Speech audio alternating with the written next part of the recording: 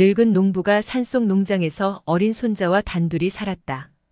그는 매일 아침 일찍 일어나 부엌 식탁에서 오래된 경전 바가바드 기타, 전쟁을 앞둔 제자 아르주나에게 스승 크리슈나가 들려주는 삶과 죽음에 대한 지침서를 몇 장씩 읽었다.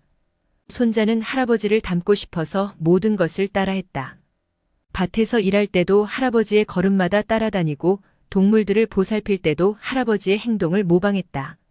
아직 어려서 대부분의 일들이 서툴렀지만 그럼에도 소녀는 포기하지 않고 할아버지를 따라했다. 바가바드 기타를 읽을 때도 마찬가지였다.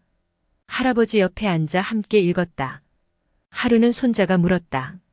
할아버지, 저는 할아버지처럼 매일 바가바드 기타를 읽으려고 노력해왔어요. 하지만 아직도 이해하지 못하는 내용이 대부분이에요. 이해한다 해도 책을 덮으면 금방 잊어버려요. 그러니 바가바드 기타를 읽는 것이 저에게 무슨 의미가 있을까요? 난로 속에 숯을 던져 넣던 할아버지가 손자를 돌아보았다. 조용히 소년을 바라보다가 난로 옆에 놓여있던 작은 대바구니를 건네며 말했다. 이 숯 바구니를 들고 강에 가서 바구니 한가득 물을 떠오너라. 소년은 할아버지가 시키는 대로 강으로 내려갔다. 하지만 물을 떠서 몇 걸음 걷기도 전에 바구니 틈새로 물이 다 새어나가 버렸다. 그 사실을 이야기하며 빈 바구니를 보여주자 할아버지는 웃음을 터뜨렸다. 그리고 소년을 다시 강으로 보내며 말했다. 바구니가 새니까 좀 더 빨리 뛰어야 물을 가져올 수 있을 것이다. 소년은 다시금 강으로 내려가 바구니 한가득 물을 떠서 재빨리 뛰었다. 하지만 문 앞에 도달하기도 전에 바구니는 다시 텅 비고 말았다. 숨을 헐떡이면서 소년은 할아버지에게 바구니로 물을 나르는 것은 절대 불가능한 일이라 말하고 물통을 가지러 가려 했다. 노인이 말했다. 물통으로 떠오는 것은 내가 원하는 것이 아니다.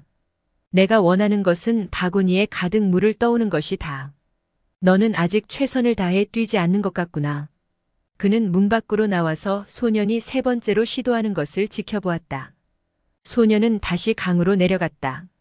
하지만 자신이 목적을 이루는 것이 불가능하다는 사실을 이미 알고 있었다. 바구니를 손에 들고 가면서도 할아버지가 자신에게 이 일을 시키는 이유를 이해할 수 없었다. 두 손으로 바구니의 틈새들을 다 막을 수도 없었다. 어떻게 바구니에 물을 담아온단 말인가? 그래서 이번에는 아무리 빨리 달려도 집에 도착하기 전에 물이 바구니에서 다 빠져나간다는 사실을 할아버지에게 확실히 보여주기로 마음먹었다. 할아버지는 문 앞에 서서 소년이 강물 깊이 바구니를 담갔다가 숨이 턱에 찰 정도로 달려오는 것을 지켜보았다. 그가 서 있는 곳까지 왔을 때 소년의 손에 들린 바구니는 물이 다 새어나가고 역시 텅 비어 있었다. 소년이 숨을 몰아쉬며 말했다. 보셨죠, 할아버지? 아무리 해도 소용없는 일이에요. 노인이 애정 어린 눈길로 어린 손자를 바라보며 부드럽게 물었다. 너는 이것이 무의미한 일이라고 생각한다는 것이지? 그렇다면 그 바구니를 잘 보거라. 할아버지의 말에 소년은 바구니를 살펴보았다.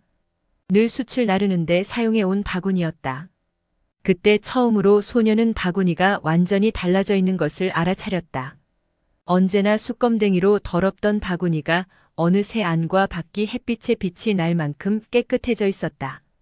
그동안 바구니 안에 남아있는 물만 생각하느라 바구니 자체에 대해서는 관심 갖지 않았던 것이다. 할아버지가 말했다. 내가 바가바드 기타를 읽을 때 일어나는 일도 이와 같다. 너는 내용을 이해 못할 수도 있고 자신이 읽은 것을 기억하지 못할 수도 있다. 경전 내용이 너의 마음 틈새로 다 빠져나가 버릴 수도 있다. 하지만 그 행위가 너의 안과 밖을 서서히 변화시킬 것이다. 이것이 바로 꾸준한 수행과 명상이 우리 삶에서 하는 일이다. 출처 바가바드 기타와 숯바구니 류시와 작가